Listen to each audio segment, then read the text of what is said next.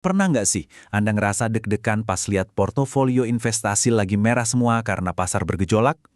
Tenang, di sini kita bakal bahas cara cerdas buat ngelindungin aset Anda, yaitu pakai obligasi. Anggap aja ini semacam buku panduan buat bertahan di tengah badai finansial. Oke, kita jujur-jujuran aja ya. Kalau berita isinya soal ketidakpastian ekonomi terus-terusan, wajar banget kalau kita jadi cemas. Pertanyaan besarnya kan selalu sama, portofolio saya ini udah cukup kuat belum ya buat nahan guncangan? Biar bisa bangun pertahanan yang kokoh, kita mesti kenal dulu sama lawan kita. Nah, kali ini lawan kita itu namanya volatilitas pasar. Kelihatannya sih nggak terduga, tapi sebenarnya ini adalah kekuatan yang bisa kita taklukkan kalau kita punya strategi yang pas. Guncangan yang kita rasain sekarang tuh bukan cuma karena satu penyebab. Coba deh bayangin ada perubahan kebijakan moneter yang bisa bikin suku bunga naik dan itu langsung kan ngaruh ke nilai investasi kita. Tambah lagi ada kekhawatiran soal pertumbuhan ekonomi. Wah, ini ibaratnya kayak diserang badai dari berbagai arah. Makanya penting banget buat kita ngerti tiap elemen ini biar keputusan yang kita ambil nanti lebih bijak. Terus kalau badai datang, reaksi kita gimana? Ya pasti cari tempat buat berlindung kan?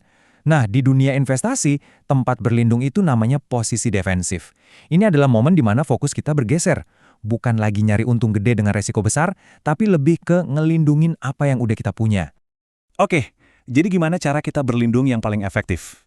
Jawabannya adalah dengan pindah ke aset yang lebih aman, yang kualitasnya terjamin.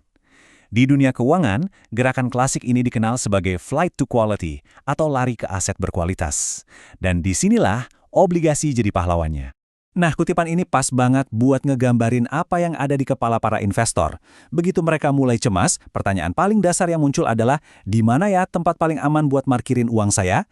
Dan dari dulu, obligasi pemerintah itu selalu jadi jawaban utamanya, karena dianggap salah satu investasi paling aman yang ada. Coba bayangin portofolio Anda itu kayak sebuah kapal di tengah lautan. Saham itu bisa bikin kapal Anda goyang kencang banget. Nah, obligasi berkualitas tinggi ini perannya kayak jangkar. Dia yang nahan kapal biar tetap stabil. Dengan pembayaran bunga yang rutin, obligasi ngasih stabilitas yang kita butuhin banget pas ombak pasar lagi tinggi-tingginya. Oke, sekarang kita udah tahu kenapa obligasi itu penting. Yuk kita pelajari sedikit bahasa rahasianya pasar obligasi.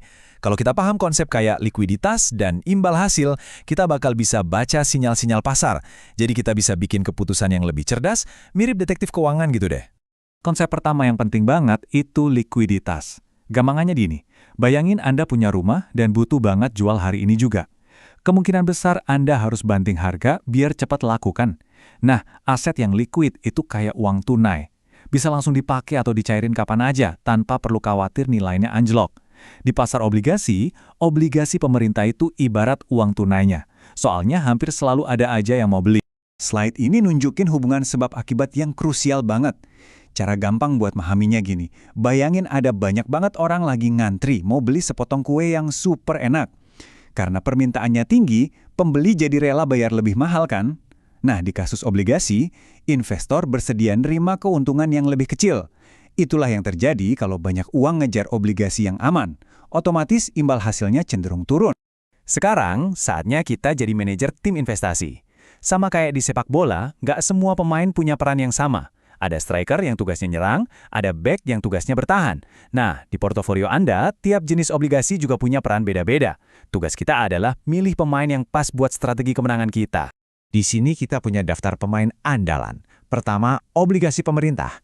Ini back tangguh kita, risikonya rendah banget, kayak pemain yang rekornya bersih tanpa celah. Tapi ya, imbal hasilnya juga lebih santai. Terus ada obligasi korporasi investment grade dari perusahaan-perusahaan besar yang solid. Anggap aja dia ini gelandang yang stabil.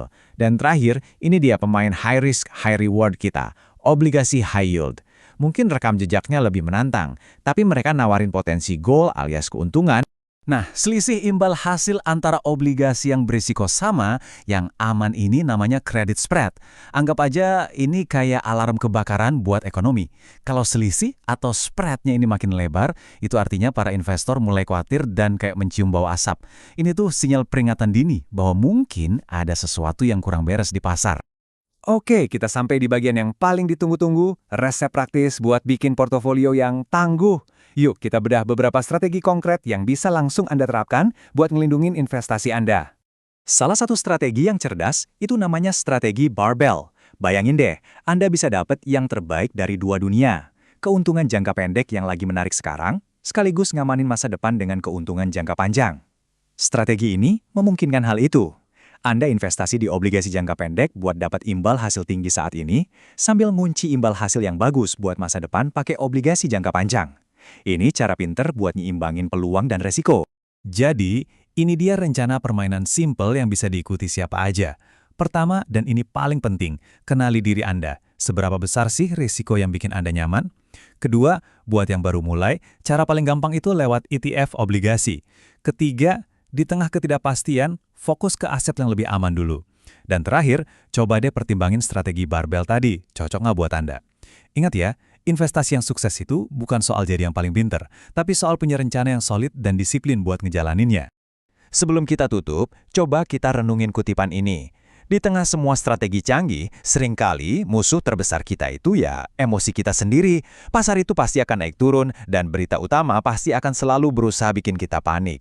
Investor yang sukses itu adalah mereka yang bisa tetap tenang di tengah badai dan setia sama rencana jangka panjangnya. Jadi, sebelum ambil keputusan, tarik napas dulu dan ingat lagi apa tujuan awal Anda berinvestasi. Nah, setelah dengar semua ini, kira-kira langkah pertama apa nih yang bakal Anda ambil buat memperkuat pertahanan portofolio Anda? Mungkin mulai dengan evaluasi ulang toleransi risiko, atau coba cari tahu lebih banyak soal ETF obligasi. Apapun itu, yang paling penting adalah mulai bergerak. Karena dengan satu langkah kecil hari ini, Anda udah mempersiapkan diri buat masa depan finansial yang jauh lebih aman.